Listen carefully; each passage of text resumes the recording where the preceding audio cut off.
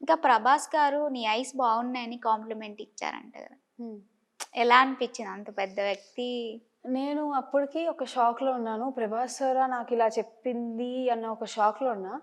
అప్పుడు 'బ్యూటిఫుల్' అన్నాక ఒక షాక్‌లో ఉంటే, సడెన్‌గా 'ఐస్ బాగున్నాయి' అన్నాక ఇంకో షాక్.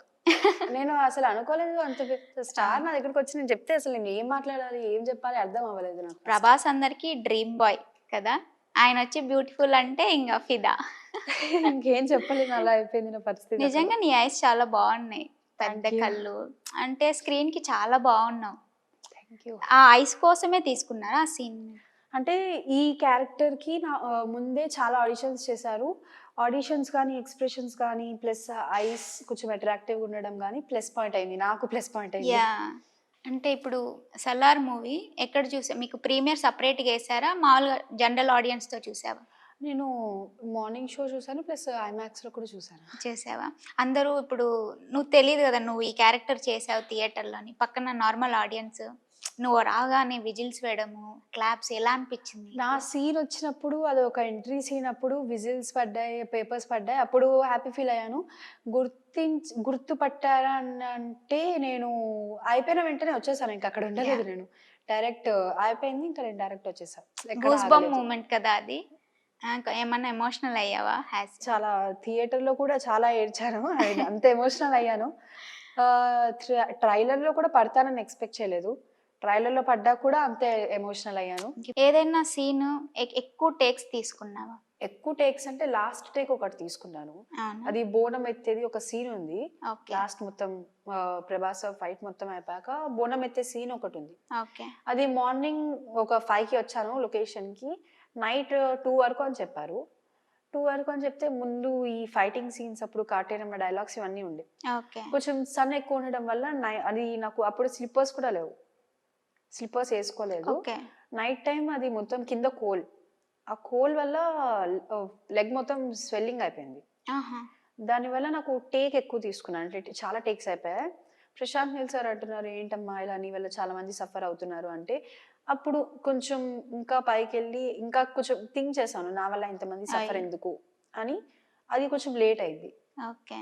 అంటే ఎప్పుడన్నా నర్వస్ ఫీల్ అయ్యావా? ఏదైనా సీన్ చేసేటప్పుడు?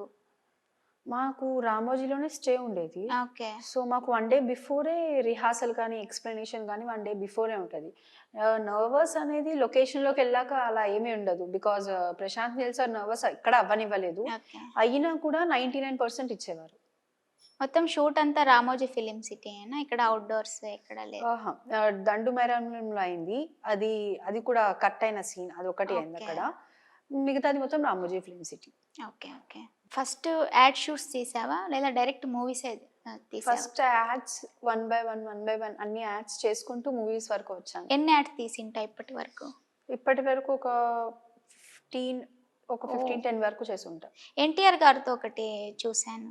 మీ ఆయనతో ఎలా ఉంది నీకు ఎక్స్‌పీరియన్స్? అంటే మాకు సార్‌కి అంత కనెక్షన్ లేదు గదా! అవునా? మేము ఒక ఫ్యామిలీ ఒక ఇంట్లో ఉంటాము. ఓకే. మేమది షో చూస్తూ ఉంటాం టీవీ ఓకే. నుంచి. అవునవును. చూసా. అలా. చూసా. యాక్టింగ్‌లో ఎక్కువ ఎవరిని ఫాలో అవుతుంటావు? వీళ్ళలాగా చెయ్యాలి, వాళ్ళలాగా ఉండాలి అని. అంటే యాక్టింగ్ పరంగా చూసుకుంటే నేను ఎప్పుడు మూవీస్ చూసేదాన్ని. మూవీస్ చూస్తున్నప్పుడు ఒక ఫీలింగ్ కలిగేది ఏంటంటే, ఇంత యాక్ట్ చేస్తున్నప్పుడు అంత బిగ్ స్క్రీన్ మీద చూసుకోవచ్చా? అని ప్రతి యాక్టర్‌ని, ప్రతి యాక్ట్రెస్‌ని చూస్తూనే అలా ఒక నాకు నేను మావులు చేసుకునేదాన్ని. ఓకే. నీ ఫేవరెట్ హీరో ఎవరు? 'ప్రభాస్' సార్. 'సలార్' మూవీ చేసిన తర్వాతనా? అంతకు ముందు నుంచేనా? ముందు నుంచే 'ప్రభాస్' సార్ సో, ఉండేది. 'ప్రభాస్' హీరోయిన్ తనతోనే నీకు ఇంత పెద్ద ఆపర్చునిటీ వచ్చింది కదా! ఎలా ఉంది? నేను సార్‌తోని అంత పెద్ద మూవీ యాక్ట్ చేయాలి అని అనుకోలేదు. అనుకున్నా కూడా షాక్‌లో పడ్డాను. ఫస్ట్ 'ప్రభాస్' సార్‌ని చూస్తున్నప్పుడు కూడా నాకు ఫస్ట్ కొంచెం భయమేసింది. 'ప్రభాస్' సార్‌ని చూసాక తర్వాత 'ప్రభాస్' సార్ నాతో మాట్లాడాక చాలా ఫ్రెండ్లీ అనిపించింది. ఎక్కడా కూడా నాకు ముందుండే భయం మొత్తం పోయింది. అంత ఫ్రెండ్లీ ఉన్నారు. ఓకే.